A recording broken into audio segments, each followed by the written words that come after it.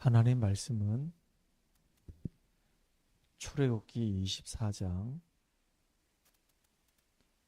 1절에서 8절까지 말씀을 같이 합독하겠습니다. 출애굽기 24장 1절에서 8절까지 말씀입니다. 또 모세에게 이르시되 너는 아론과 나답과 아비후와 이스라엘 장로 70명과 함께 여호와께로 올라와 멀리서 경배하고 너 모세만 여호와께 가까이 나아오고 그들은 가까이 나아오지 말며 백성은 너와 함께 올라오지 말지니라. 모세가 와서 여호와의 모든 말씀과 그의 모든 율례를 백성에게 전하매 그들이 한 소리로 응답하여 이르되 여호와께서 말씀하신 모든 것을 우리가 준행하리이다. 모세가 여호와의 모든 말씀을 기록하고 이른 아침에 일어나 산 아래에 제단을 쌓고 이스라엘 12지파대로 12기둥을 세우고 이스라엘 자손의 청년들을 보내어 여호와께 서로 번제와 화목제로 드리게 하고 모세가 피를 가지고 반은 여러 양푼에 담고 반은 제단에 뿌리고 언약서를 가져다가 백성에게 낭독하여 듣게 하니 그들이 이르되 여호와의 모든 말씀을 우리가 준행하리이다. 모세가 그 피를 가지고 백성에게 뿌리며 이르되 이는 여호와께서 이 모든 말씀에 대하여 너희와 세우신 언약의 피니라. 아멘. 오늘은 시내산에서 회복한 것이라고 하는 제목으로 같이 말씀을 나누도록 하겠습니다. 우리 옆 사람하고 같이 인사 나누십니다. 당신은 복의 근원입니다. 한 번 더 인사합시다. 광야길에서 언약 붙잡고 믿음으로 승리합시다.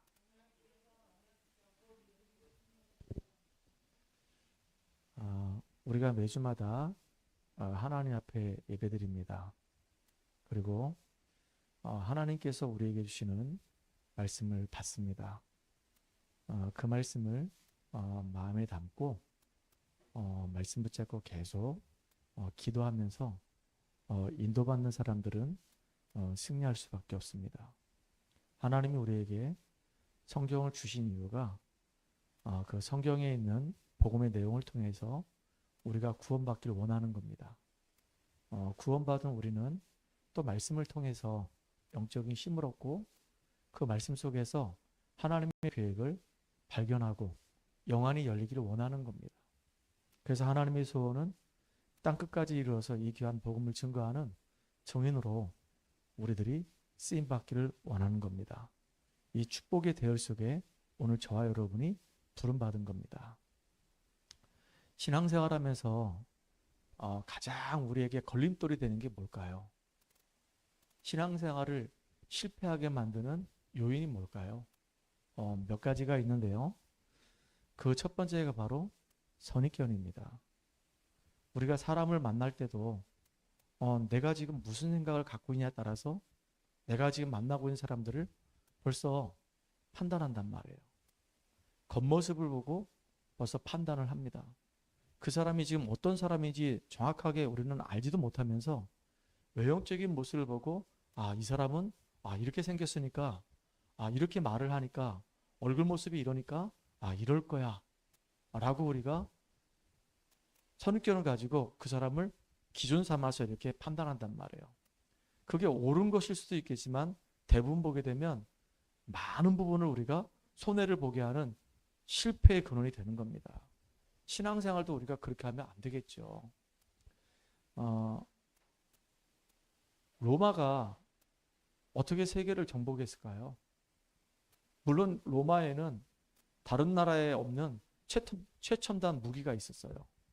그리고 아주 훈련이 잘 된 용맹스러운 군사들도 있었습니다. 그러니까 전쟁터에 나가면 승리하겠죠. 근데 그것만 가지고 세계를 보고만 있다? 세계를 정복했다? 아닌 것 같아요.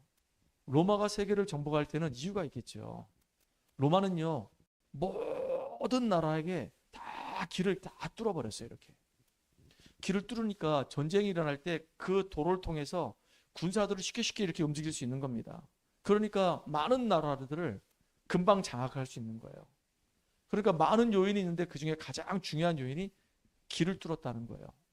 모든 나라는 로마로 통하게 해야 된다. 이게 로마에서 얘기하는 슬로건이었잖아요. 우리나라가 전쟁 이후에 완전히 폐허가 됐는데 이 나라가 진짜 70년 만에 전 세계 10위권 안에 있는 경제 대국이 돼버렸어요. 그 이유가 뭘까요? 많은 이유가 있겠죠. 근데 그 중에 손을 꼽으라고 한다면 아마 물론 뭐 새마을운동도 있을 거예요. 근데 그거보다 더 중요한 게 서울하고 저 부산에 경부고속도 뚫은 것이 큰 요인이 되지 않았을까. 옛날에는요, 말을 타고 부산에서 서울까지 와야 돼요. 그럼 며칠 걸렸어요. 아니면 말이 없으면 걸어서 와야 됩니다. 그 한 보름씩 걸렸단 말이에요. 그렇게 왕래했단 말이죠. 그런데 서울에서 저 부산까지 고속도로 딱 뚫어버리고 나니까 일일 생활권이 돼버린 겁니다. 이게 놀라운 일이에요. 박정희 대통령이 독일을 가서 보고 유럽을 가서 보니까 야, 이 나라들은 고속도로가 막 전국으로 막 뚫려버린 겁니다. 그러니까 도시 발전이 곳곳마다 같이 발전하는 거예요. 균형 발전이 일어나는 겁니다. 그래서 오면서 마음에 탁 그래, 부산하고 저 서울을 연결하는 고속도로 만들어야 되겠다. 길을 뚫어버린 겁니다. 그때 그 길을 뚫으면 안 된다고 방해했던 사람들이 있었단 말이에요. 선입견을 가지고. 그 길을 뚫으면 안 됩니다. 그럼 이 나라는 망합니다. 도대체 왜 대통령이 그 길을 뚫으려고 합니까? 지금 이 나라에 차가 몇 대가 있습니까? 차가 몇 대도 없는데 다 사람들이 말을 타고 다니고 마차를 타고 다니고 그 수도권 안에만 지금 이렇게 전기차 몇 대 이렇게 돌아가고 있는데 무슨 생각으로 지금 서울에 저기 부산까지 그것도 4차선 고속도로 뚫는다고 합니까? 돈이 많습니까? 돈이 어디 있습니까? 외국에서 지금 돈을 빌려가지고 그것도 도로 뚫는다고 한다는데 이게 말이 되는 겁니까? 반대합니다. 전부 다 그랬어요. 이게 지금 나라 망하는 길로 가는 겁니다. 전부 다 반대했어요. 그런데 대통령이 아니다, 이거는. 분명히 이 나라가 경제 대국이 되고 부강한 나라가 되려고 한다면 반드시 도를 뚫어야 된다. 그래가지고요, 불도저처럼 밀어붙였어요. 그게 지금의 대한민국을 만드는 가장 중요한 다리 역할을 하게 된 거예요. 그게 딱 뚫리고 나니까 모든 지방마다 이제 도로가 막 열릴 거 아니겠습니까? 그러니까 지방의 어른들이 안 된다는 거예요. 도로 뚫면은. 도로 만들면 안 된다는 겁니다. 왜냐? 그들이 가지고 있는 이 고정관념이 있어요. 어떻게 우리 조상들에게 물려받은 이 논밭을 다 없애버리고 이 땅에다 도로를 만들 수가 있냐? 이 조상들한테 물려받은 건데 우리가 이거를 영원토록 이거 유업으로 물려줘야 되지 않겠냐? 뭐 나쁜 생각은 아닌데요. 그 고정관념이 결국은 나라 발전에 걸림돌이 된단 말이에요. 심지어는 어떤 말까지 했냐? 그 도로를 뚫게 되면은 우리 지역을 지켜주는 저 나무를 옮기든지 지금 베야 되지 않냐? 우리 지금 지역을 지키는 저 나무를 어떻게 옮기고 어떻게 저 나무를 벨 수 있겠냐? 이건 말도 안 된다. 이 고정관념이 그렇게 무서운 겁니다. 이스라엘 민족들이 과거에 애굽에서 살았던 삶이 있었어요. 이 삶을 가지고 가나안 땅 가는 동안에 이 고정관념의 이 틀에서 벗어나지 못하면은 계속 그 고정관념과 그 선입견이 이 언약의 여정을 걸어가는 데서 계속 발목을 잡습니다. 이 생각이 그래서 되게 무서운 거예요. 이 생각의 틀이 나한테 다 지금 뿌리 내려 있단 말이죠. 내 기준, 내 판단, 내 선택이 있단 말이에요. 이걸 우리는 복음 안에서 빨리 뛰어넘어야 되는 겁니다. 그래야지 우리 승리할 수 있습니다. 두 번째는 뭐냐면요, 불신앙이에요. 우리 신앙의 발목을 잡는 가장 중요한 무서운 게 바로 뭐냐면 불신앙입니다. 분명히 하나님께서 이스라엘 민족들을 애굽 땅에서 유월절 피 바르고 그들을 건져내가지고 지금 광야길 가고 있거든요. 내가 지금 누구며 내가 지금 어디에 있는지를 안다고 한다면요, 흔들리지 않을 거란 말이에요. 문제 만나도 그 문제 속에서 하나님이 왜 이 문제를 우리에게 허락하셨을까? 문제 보는 눈이 달랐을 거란 말이에요. 우리는 400년 동안 언약을 놓치고 애굽 땅에서 완전히 노예 생활하다가 하나님이 정말로 우리를 사랑하셔서 은혜 가운데 우리를 그 노예에서 건져주셨다. 이것만 해도 너무 감사하다. 구원받은 것만도 너무 감사하다. 근데 하나님이 지금 우리와 함께 하시면서 이제 약속의 땅 저 가나안 땅으로 지금 우리 인도에 가신다. 어떠한 문제가 와도 그 문제 앞에서 우리는 무너지지 않을 것이다. 우리는 하나님과 함께하는 가운데 저 가나안 땅 가는 그 일에 생을 걸 것이다. 우리 후대들에게 이 가나안 땅을 물려줄 것이다. 우리 후대들에게 정말로 이 언약을 올바르게 전달할 것이다.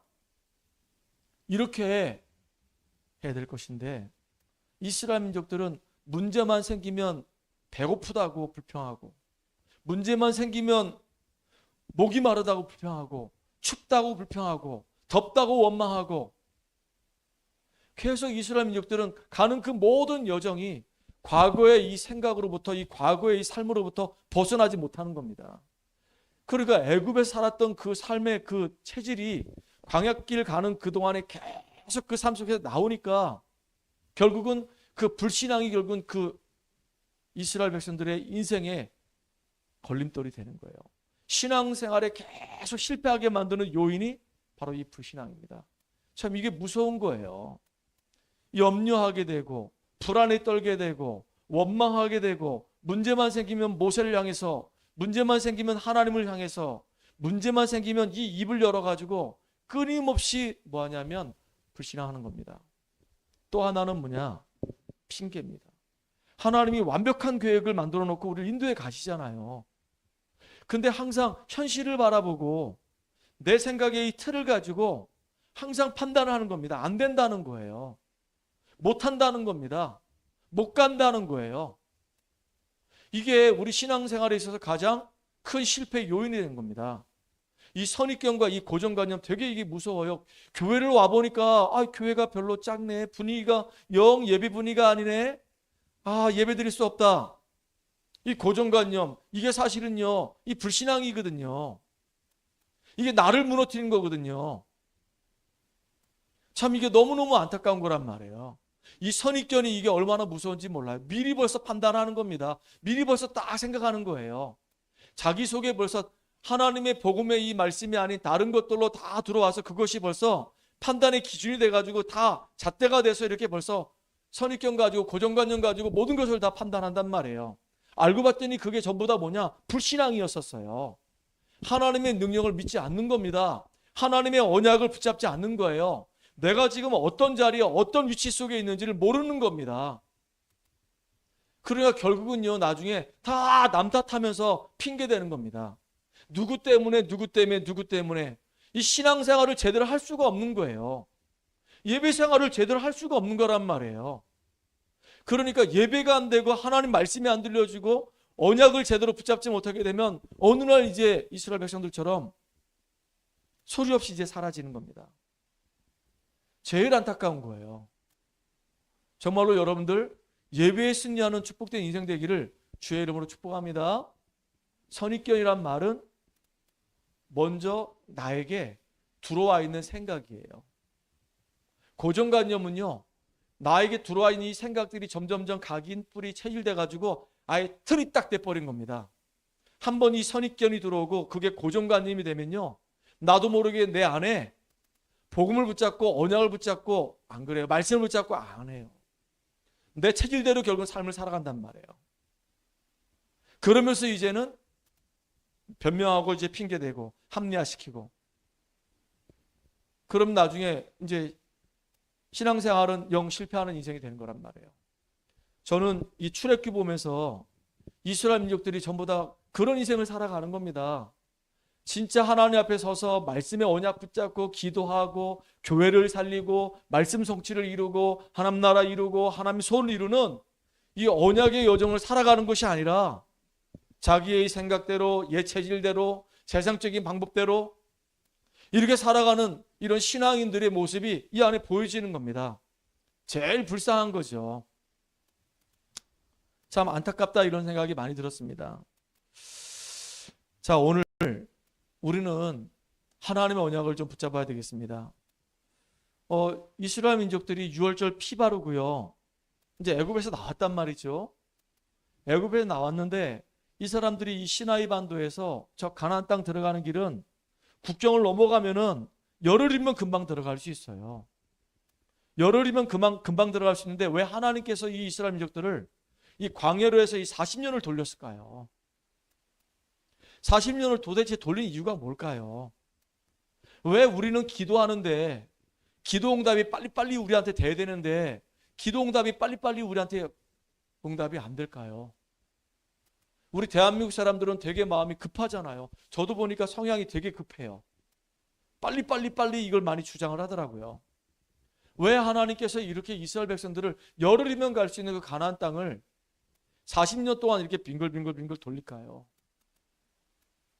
그 이유가 있습니다. 오늘 그 이유를 발견하고 그 이유를 누리는 저와 여러분들이 바랍니다. 그 첫 번째 이유가 왜 열흘이면 갈 수 있는 그 길을 40년 동안 이렇게 빙글빙글 돌리셨냐? 하나님께서 이 이스라엘 백성들에게 온전한 응답을 주시려고 하나님이 그렇게 그들을 인도해 가시는 겁니다. 신앙에 성공한 사람들의 특징은 바로 뭐냐면 기다리는 힘이 있는 사람들이었었어요. 기다릴 수 있는 힘이 있어야 되는 거예요. 여러분 창세기 보면 4명의 족장 이야기가 나옵니다. 하나님이 아브라함을 75세 때 가나안 땅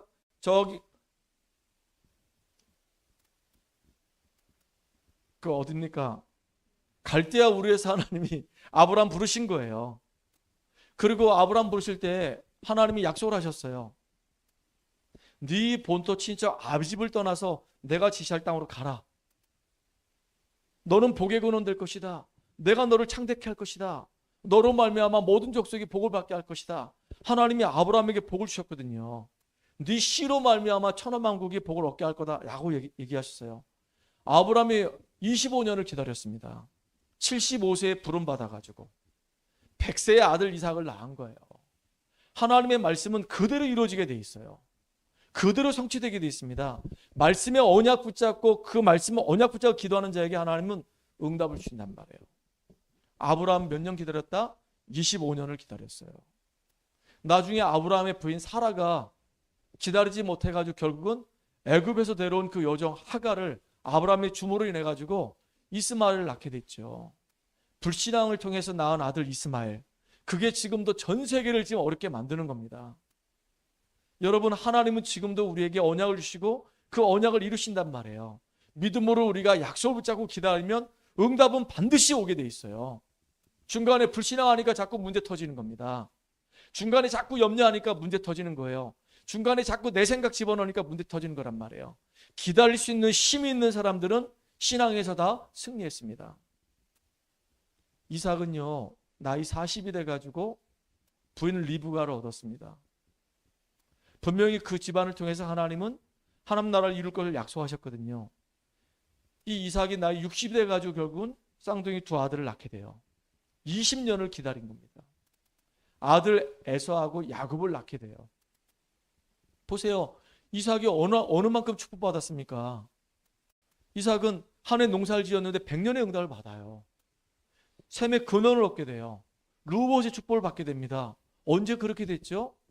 아버지 아브라함이 이삭을 하나님께 번제로 드릴 때 아예 그게 이삭 이 영혼 속에 각인돼 버린 겁니다. 아, 내가 내 죄 때문에 이렇게 죽어야 되는데 하나님이 나를 대신해서 저 수양을 예배 놓으시고 내 모든 죄를 다 저 수양에게 전가시킨 다음에 각을 떠서 하나님께 번제를 드리게 하셨구나. 아, 나는 정말로 이 영적 문제 때문에 당연히 죽어야 되는데 하나님께서 이미 영원 전에 그리스도를 예배 놓으셔서 나의 모든 문제를 다 그리스도 안에서 해결해 주셨구나. 그리고 나를 통해서 하나님은 복음을 알고 있는 나를 통해서 하나님은 세계복음을 하시겠구나. 이 언약이 이 이삭은 분명했단 말이에요. 그러니까 한 해 농사를 지었는데 100년의 응답을 받았고 셈의 근원의 축복을 누렸고 나중에는요 르우봇의 응답을 누리는 겁니다. 이렇게 하나님이 20년을 기다리게 만들어 놓고 생애 최고의 응답을 누리게 하시는 겁니다.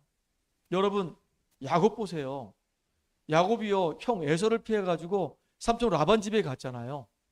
삼촌 라반 집에 가서 거기서 21년 동안 있습니다. 누구 때문에요? 라헬 때문에.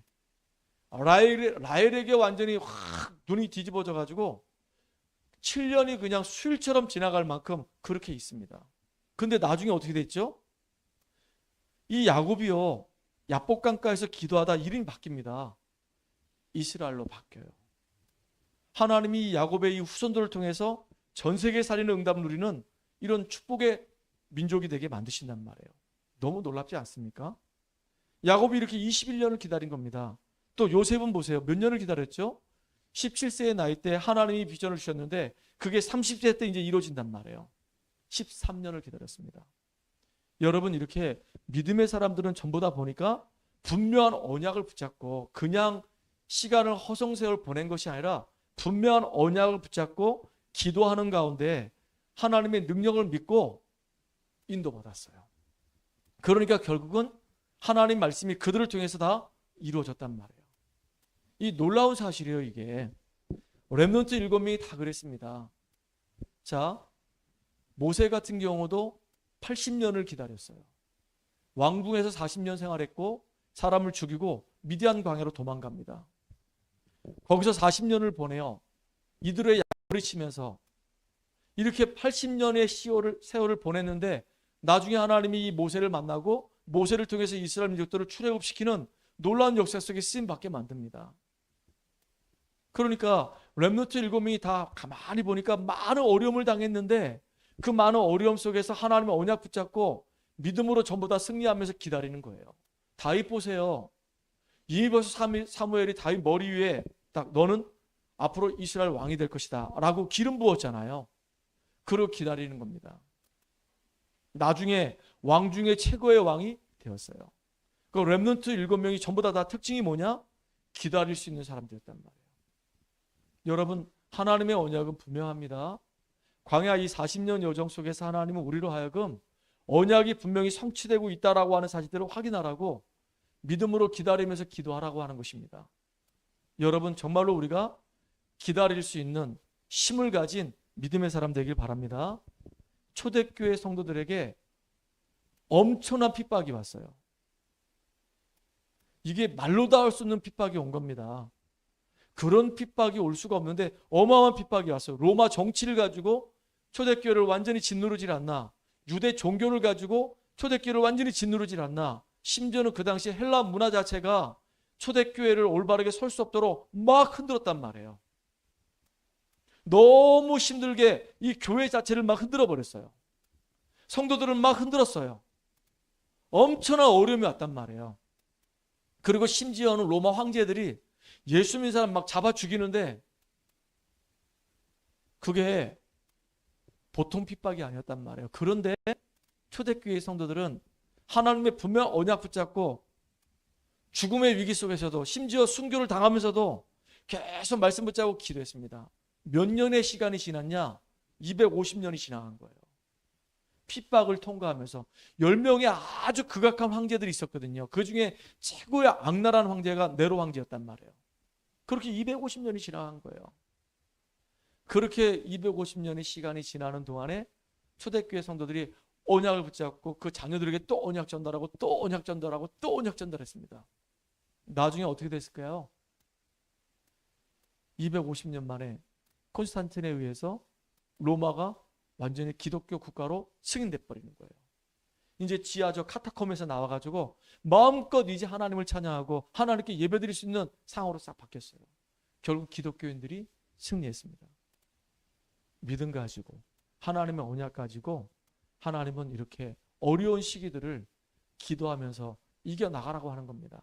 광야 40년의 여정은 하나님의 언약이 분명하니까 광야 40년의 여정이 힘들고 어려워도 흔들리지 말고 약속 붙잡고 믿음을 지켜가면서 기다리라는 사인입니다.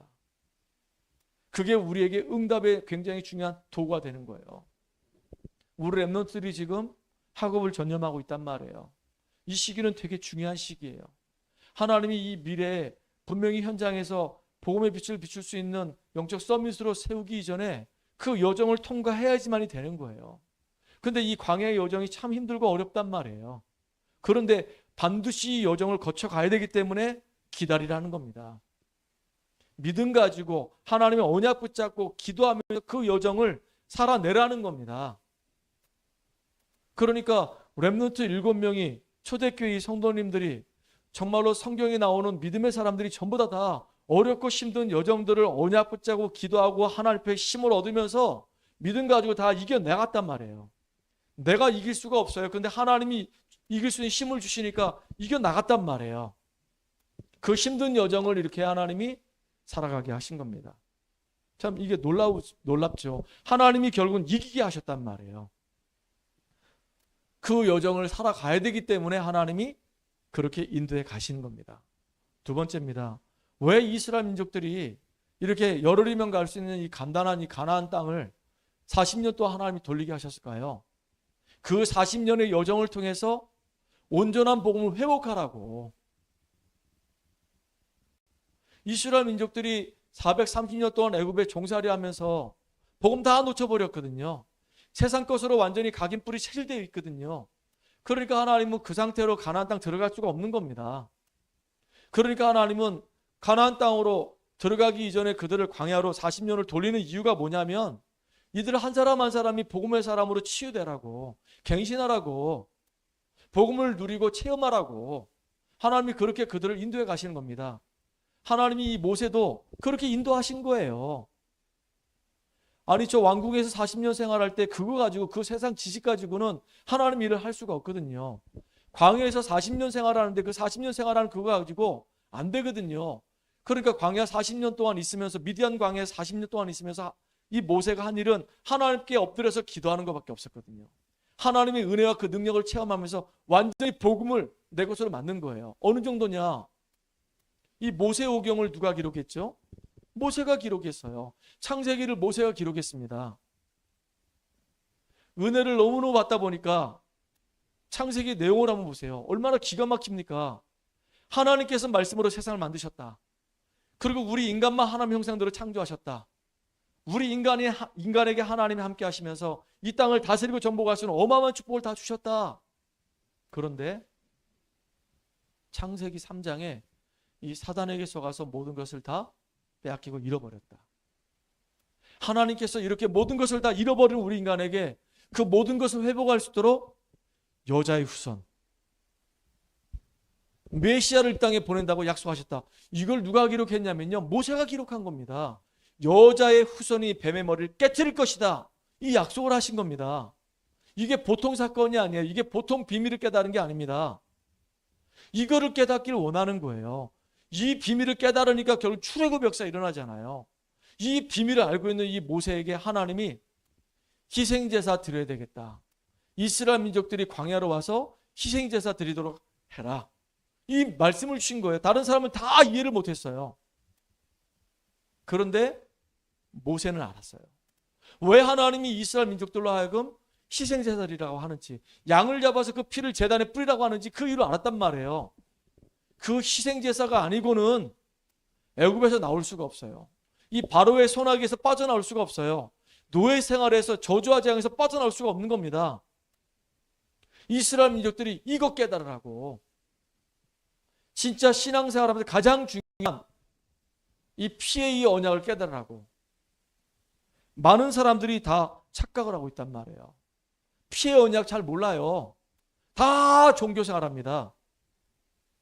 너무너무 안타까운 거 있죠. 광야길 가는 동안에 하나님이 이스라엘 전 백성들로 하여금 이 언약의 피를 깨달으라고 하나님이 이렇게 광야를 인도해 가시는 거란 말이에요. 자, 오늘 한번 보세요. 본문을 보게 되면요, 24장 1절에 보니까 모세에게 이르시되 너는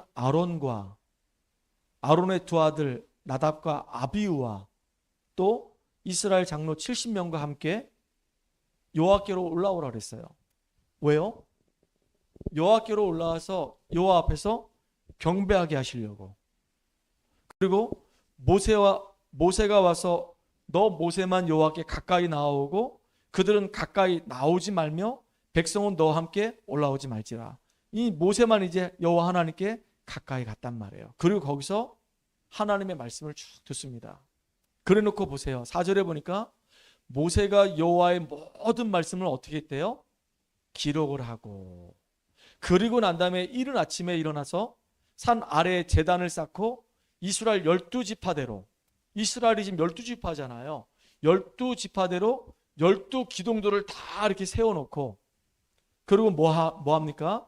이스라엘 자손의 청년들을, 그때 당시에는 제사장이 딱 세워지지 않았었기 때문에 모세가 이제 제사장 역할을 했단 말이죠.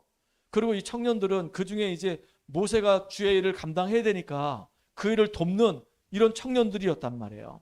이 청년들을 보내어서 여호와께 소로 번제와 화목제를 드리게 하고, 그리고 모세가 피를 가지고 반은 여러 양푼에 담고 반은 제단에 뿌렸단 말이에요. 그러면서 뭐 하죠? 이제 모세가 하나님 앞에 받았던 그 모든 말씀을 기록했던 그 언약서를 이제 백성 앞에서 낭독을 하기 시작하는 거예요. 하나님이 우리에게 십계명을 주셨다. 하나님이 우리가 이 땅을 살아가는 동안에 이제 광야길에서 우리가 어떻게 살아가야 할 것인지, 제단에서 우리가 예배드리는 법, 우리 종에 관한 법, 사람을 폭행했을 때 어떻게 그 폭행한 사람을 우리가 해야 되는, 다스려야 되는지, 이제 소가 사람을 쳐서 죽였을 때, 소가 사람을 쳐서 상해를 입혔을 때 어떻게 우리가 배상을 할 것인지, 배상에 대한 법, 도덕에 대한 법, 공평에 대한 법, 법관으로 서게 되면은 진짜 과부라든가 어려운 사람이나 힘없는 사람들, 이렇게 약자들을 어렵게 만들지 말아라. 뭐 이렇게 여러 가지 법들에 대해서 쭉 이렇게 얘기해 주셨단 말이에요. 그걸 보고 우리는 율례라고 얘기합니다. 그걸 가지고 하나님께서 이스라엘 백성들 앞에서 모세가 이제 쫙 이렇게 낭독을 하게 되는 거예요. 전 백성들이 광야길 가는 동안에 다 알아들을 수 있도록 낭독을 하게 하는 겁니다. 그러면서 하나님 마지막에 말씀하시는 거예요. 내가 너희들에게 말한 이 말씀에 너희들이 순종을 하게 되면은 원수의 원수가 되게 할 것이고, 내가 너희의 대적의 대적이 될 것이며, 너희들이 병을 걸리지 않을 것이며, 너희의 날이 길 것이며, 이렇게 전부 다 하나님이 이스라엘 민족들에게 축복을 하신단 말이에요. 얼마나 감사합니까? 왕벌을 내려가지고 너희 대적들을 쫓아낼 것이며, 가나안 땅을 너희들이 기업으로 물려받게 할 것이다. 하나님이 이렇게 어마어마한 축복을 주셨단 말이에요. 만약에 반대로 순종하지 않으면은 너희들이 사는 날 동안에 내가 너희에게 말한 말대로 그렇게 다 재앙을 받을 것이다. 말씀에 있단 말이에요. 근데 그때 뭐라고 얘기하죠? 이스라엘 백성들이 7절에 보니까 언약서를 가져다가 백성에게 낭독하여 듣게 하니 그들이 이르되 여호와의 모든 말씀을 우리가 준행하리이다. 이스라엘 민족들이 다 하나님 말씀 앞에 그대로 내가 행하겠다고, 그대로 준행하겠다고 이야기하는 겁니다. 이게요, 사는 길입니다. 이스라엘 민족들이 하나님 말씀을 듣고 그 말씀을 내 것으로 만들고 그 말씀대로 준행하겠다는 거예요. 그리고 이제는 이 모세가 언약의 피를 가지고 와서 뭐 하냐면 8절에 보니까 반은 분명히 제단에다 뿌렸어요. 반은 이제 양푼에다가 막 담았단 말이죠. 양푼에 담았던 걸 가지고 그 피를 가지고 백성에게 뿌리며 이르되 이는 여호와께서 이 모든 말씀에 대하여 너희와 세우신 언약의 피라고 그랬어요. 언약을 세우는 겁니다. 하나님과 이제 이스라엘 백성 사이에서 그 언약의 피를 막 이스라엘 백성들에게 뿌리면서 언약을 세우시는 겁니다. 확실하게 각인시켜 버리는 거예요. 너희들은 언약의 백성이다. 마귀의 백성이 아니고 언약의 백성이다. 하나님이 함께하는 백성이다. 이제 너희들에게 하나님이 축복하실 것이다. 이 언약의 이 관계를 체결한단 말이에요. 그러니까 이렇게 언약을 맺은 이 백성들에게 하나님은 이제는 광야길 가게 할 뿐만 아니라 이제는 저 가나안 땅 정복하게 하실 거란 말이에요. 왜냐? 그 땅에 메시아가 오실 것이니까. 하나님이 이렇게 이스라엘 민족들에게 광야 40년을 통해서 진짜 가장 중요한 복음을 회복해라. 복음을 회복한 이 백성들이 가나안 정복하게 되고 그 땅에서 메시아 만날 것이다. 이게 너무 중요한 겁니다. 세 번째입니다. 왜 하나님께서 이스라엘 백성들이 열흘이면 갈 수 있는 이 길을 40년 동안 돌게 하셨냐? 왜 우리가 인생을 살아가는 동안에 자꾸 여러 가지 어려운 문제들이 생기고 나는 잘하고 싶은데 자꾸 실패를 하고 어떤 사람은 성공하냐? 하나님은 거기에 더 좋은 것을 우리에게 주시려고 하는 것입니다. 이게 더 좋은 걸 주시려고 하나님은 예비해 놓으신 거예요. 이걸 우리가 확인하는 여러분 되기 바랍니다. 문제 만났을 때 사실은요, 문제 아닌 거예요. 문제 속에 굉장히 중요한 하나님의 계획이 있단 말이에요. 늘 여러분들에게 얘기하지만 요셉은 어느 날 갑자기 어려움을 겪게 됐어요. 근데 알고 봤더니 그 어려움이 아니고 그게 하나님의 계획을 이루는 통로였단 말이에요. 이렇게 문제가 정말로 문제라고 한다면 그 문제 속에는 답이 있어요. 우리가 살다 보면은 실패할 수도 있어요. 근데 실패가 아니고 오히려 그 실패가 하나님의 놀라운 계획을 발견하는 여정이 되는 겁니다. 과정이 되는 거예요. 그래서 오늘도 여러분들은 하나님의 약속의 말씀 붙잡고 믿음으로 승리하는 축복의 주역들 되기를 주의 이름으로 축원합니다. 우리에게 기도 응답이 늦게 오는 것처럼 보여도요, 기도 응답이 늦게 오는 게 아닙니다. 하나님이 우리를 훈련시키는 가장 축복된 시간이란 말이에요. 하나님은 더 좋은 것을 다 예비해 놓으시고 하나님의 계획을 발견하라고 하는 사인입니다. 그래서 문제 오거나 실패가 되거나 성공했다고 해서 그게 진정한 성공이 아니잖아요. 하나님의 정말로 손에 다 붙들림 받아서 하나님의 계획 속에 쓰임받는 그 성공이 진정한 성공이란 말이에요.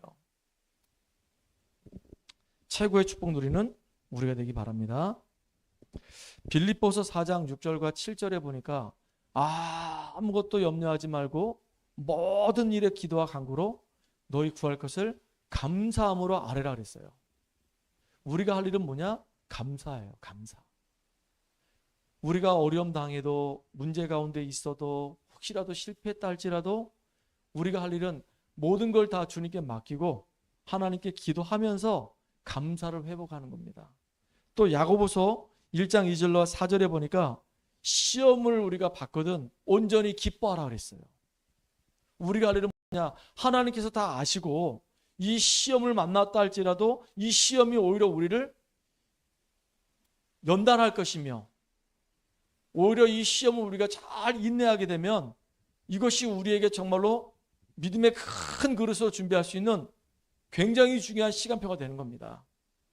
여러분이 정말로 승리하는 축복의 주역 되기를 소망합니다. 그래서 하나님이 이스라엘 민족들을 광야길 가게 하신 이유가 왜 그랬냐? 그 이유는 근본으로 돌아가라고. 진짜 과거에 그 애굽에서 생활했던 그 체질에서 벗어나서 하나님의 놀라운 은혜 속으로 들어가서 영적인 힘을 얻으라고. 하나님과 함께하는 그 비밀을 누리라고. 이제부터 우리가 작은 것부터 이제 하나씩 성공으로 이끌어가는 가장 소중한 여러분 되기 바랍니다. 지금 우리가 하는 게 뭡니까? 집중하고 있잖아요. 집중 하나씩 매일 하나씩 우리가 실천하는 겁니다. 그거 하다 보니까 이게 나에게 이제 굉장히 중요한 도구가 되는 겁니다. 힘의 원천이 되는 거예요. 그리고 이제 그 시간을 통해서 우리가 집중만 딱 하지 말고 딱 한 5분 정도 그 말씀을 정리하고 그 말씀이 내 삶 속에 적용되도록 묵상도 하고 기도하는 겁니다. 이게 정시기도의 시간을 만드는 겁니다. 이렇게 자꾸 나를 하나님 앞에 드리는 시간을 만드는 겁니다. 이 작은 것부터 하나씩 실천하다 보면 어느 날 이것이 나에게 큰 축복의 도구가 된단 말이에요. 그 믿음의 그릇이 점점 넓어진단 말이에요. 이제 하나님의 계획이 보여지고 내가 하나님 앞에 얼마나 소중한 사람이 알게 되고 하나님 나에게 왜 이 업을 주셨는지 알게 되고 내게 왜 이 경제 축복을 주셨는지 알게 되고 내가 어떻게 하나님 앞에 올바르게 헌신할 것인지를 알게 된단 말이에요. 그러면서 우리는 믿음의 그릇이 점점 넓어져요. 예전에는 믿음의 그릇이 되게 좁았단 말이에요. 근데 어느 날 보니까 이제 점점 이제 넓어져서 교회도 품게 되고 성도도 품게 되고 하나님의 계획도 이해되어지고 그러면서 이제 정말로 하나님 나라 이루는 그 일에 헌신할 수 있는 사람으로 딱 세워진단 말이에요. 이런 응답의 사람들로 저와 여러분이 가장 가치 있고 귀하게 쓰임받기를 주의 이름으로 축복합니다. 말씀을 정리합니다. 우리가 신앙생활 하는데 가장 큰 걸림돌이 있습니다. 그게 바로 선입견이에요. 틀린 고정관념이에요. 불신앙입니다. 그리고 하나님의 분명한 계획이 있는데 그 계획 앞에 핑계대는 겁니다. 이게 우리 신앙생활의 가장 큰 걸림돌이 돼요. 분명히 하나님은 우리가 열흘이면 갈 수 있는 길을 40년 돌리는 이유가 있어요. 왜냐? 온전한 응답을 확실하게 주시려고. 그리고 우리가 완전히 복음으로 확립되게 하시려고. 그리고 문제 만나거나 여러 가지 어려움이 있을 때는 하나님이 우리에게 더 큰 축복을, 더 큰 응답으로 주시려고 하나님 모든 것을 다 계획하셨단 말이에요. 그래서 문제 만났을 때는 하나님이 진짜 나에게 더 큰 축복을 주실 것이라고 하는 믿음 가지고 한번 기대를 한번 해보시기 바랍니다. 그리고 지금 우리에게 어려움이 왔다? 우리에게 지금 문제가 왔다? 근본으로 빨리 돌아가라는 사인입니다. 내가 지금 할 수 있는 거 아주 작은 것부터 하나씩 하나씩 성공으로 만들어가지고 믿음의 그릇을 넓혀서 하나님 앞에 가장 귀하게 쓰임받도록 인도받는 저와 여러분 되기를 주의 이름으로 축복합니다. 하나님, 주님의 은혜에 감사합니다. 광야길 가는 여정 속에 많은 어려움과 문제가 있을 수 있지만 오히려 이 속에서 복음이 완전히 우리에게 회복되는 시간 되게 하시고 문제와 이 여러 가지 어려움들이 오히려 믿음의 그릇을 준비할 수 있는 축복의 도구가 되어지는 가장 소중한 시간 되게 하여 주시옵소서. 하나님, 특별히 우리에게 분명한 언약을 주셨고 그 언약의 여정을 걸어가는 그 길이 길다 할지라도 믿음의 사람들처럼, 그래서 성공한 사람들처럼 정말로 기다릴 수 있는 힘을 우리에게 더해 주시고 하나님의 약속 붙잡고 기도하며 인도받는 우리가 되도록 주님이 축복해 주시옵소서. 예수님의 이름을 감사하며 기도합나이다. 아멘. 찬송가 380장입니다.